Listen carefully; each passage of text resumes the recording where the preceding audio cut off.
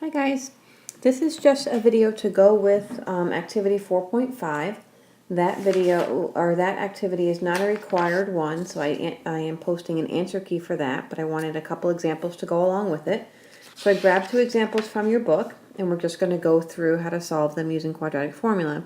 So at this point, you already know how to find the vertex of a parabola, and you already know how to solve them by factoring, but as you realize, some of them don't factor. So to solve those ones, we turn to the quadratic formula.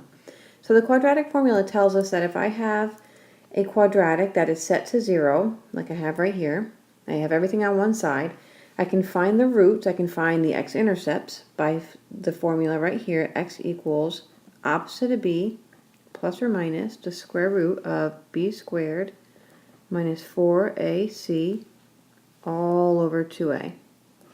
Okay, so it essentially just needs my a, my b, and my c, and we plug them in, and then most of the time we're spending just simplifying using this formula. So let's turn to an example. So this one I have 2x squared minus 3x equals 5. So if I want to solve this, even if I was solving it by factoring, I would still have to get everything on one side. So I would still bring over that 5, and I want it in nice order of my descending terms. So I start with the largest power of x, then so I have my quadratic power, then I've got my linear term, and I'm bringing over that constant, and I've got one side equal to 0. So then I'm going to go over on this side and figure out what my a, b, and c are. I don't want to do this until I have everything on one side, so I get the signs right. A is 2, b is -3, and c is -5. So at that point, what I usually encourage people to do is to write the formula without anything in it. This is how you'll really become familiar with the formula. Okay, so there's the formula, nothing in it. And let's plug in our numbers. So we have opposite of b. So b was already negative, so the opposite of b would be 3, plus or minus. Okay, let's see what we have in here for under our radical. So then we have b squared. So let me do it like this first. Minus 4, a is 2, c is -5, all over 2a. Oh, 2, I meant to write. Sorry about that. 2 times 2. Okay, so now it's just doing our arithmetic over and over here and simplifying this, mostly under the radical. So I end up getting a 9. Okay, so both I have a minus for my minus 4ac, and then c happens to be negative, so when I do that, I'm going to end up adding that. So I end up getting plus 40 over 4. Okay, so let's keep going with this one. So now let's keep simplifying, and we get 3 plus or minus the square root of 49 over 4, which this one came out to be a nice whole number for the radical. Doesn't mean my answers will be whole, but I do have the square root of 49. I can make it into plus or minus 7. So I have no radical on my answer, so this one I don't have to make that radical into a decimal. If that square root came out to be something that was not a nice perfect square, I would make it into a decimal and round. Usually they're asking to the nearest hundredth. So what I'm doing now is I'm actually going to find my roots. I'm going to figure out what is 3 plus 7 over 4, and then I'm going to figure out what is 3 minus 7 over 4. So when I do those two, I get, okay, when I do 3 plus 7 over 4, I get 10/4, which is actually it's going to come out to be 2.5 or 2.5. If I do 3 minus 7 over 4, then I get a -1. So those are my two roots. If I was looking at x-intercepts, that means it would cross, if I was finding x-intercepts for this parabola, it would cross the x-axis twice, once at 2.5 and once at -1. So let's do one more. Okay, so this one I'm saying find the x-intercepts of this function. So our first thing, if I want x-intercepts, I plug a 0 in for y. So here's my y, and I'm going to plug in a 0. Keep in mind, if I wanted my y-intercept, I'd be plugging a 0. So we already know the y-intercept of this one is that value at the end, -6. X-intercepts are always a little bit harder to find. They always take a little bit more work because we have to solve, rather than just plugging a 0 for x in. So On this one, I might look to see if it can factor. Maybe it can. Let's see what our answers come out with quadratic formula, and then we'll go back and see if it can factor. Okay, so we can tell by our answers. So A in this case is 1, B is -1, and C is -6.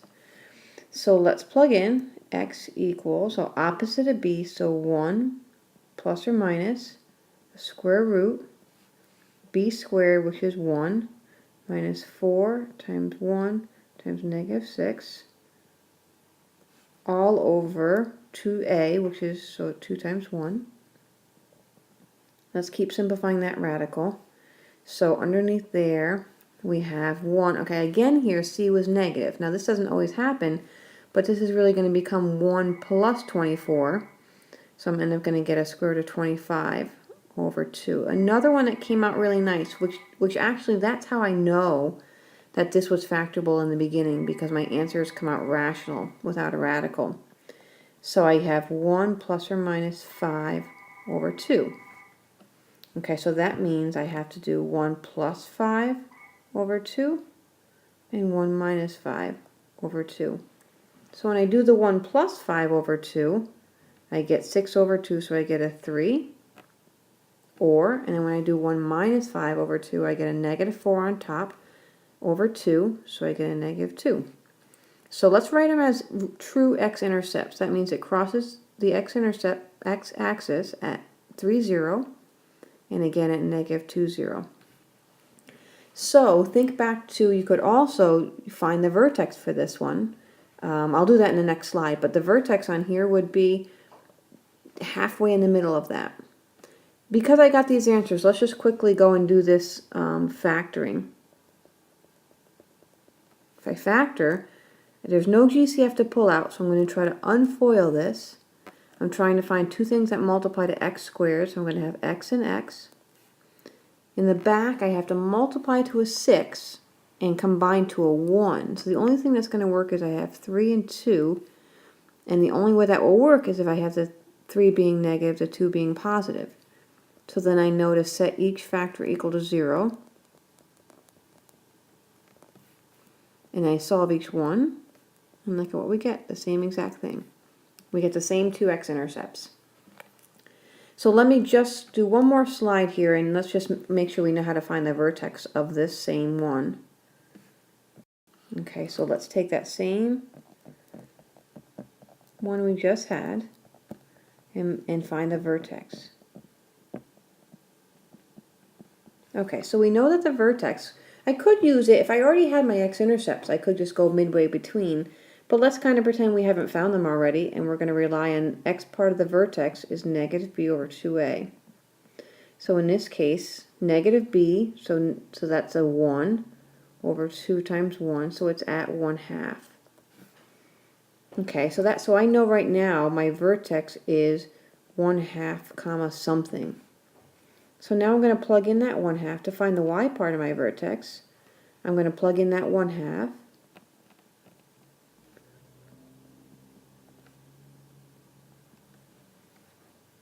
Okay, so I plugged it in for x, so I end up getting a 1/4 minus a 1/2 minus 6. So if you do that out, there's so many ways I can do this. I'm not going to do it as fractions. You could find a common denominator and do that all out, but I end up getting -6 1/4, so -6.25 if I do this.